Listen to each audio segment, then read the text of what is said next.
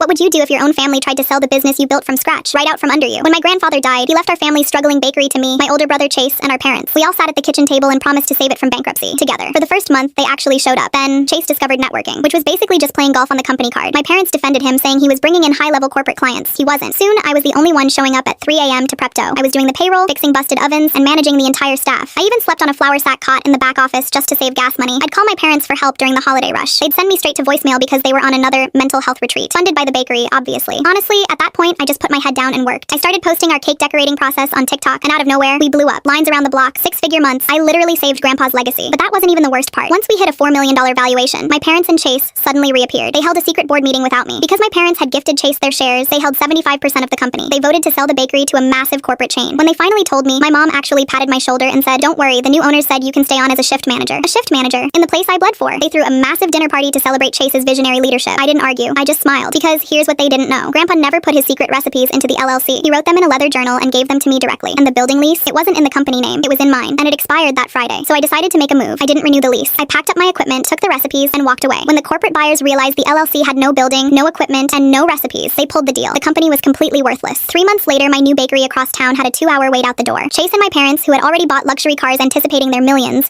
were drowning in debt. They walked into my new shop looking terrified. "We're family," my dad pleaded. "You have to give us a cut." I just looked at them, handed them an application, and said, "I'm currently hiring shift managers."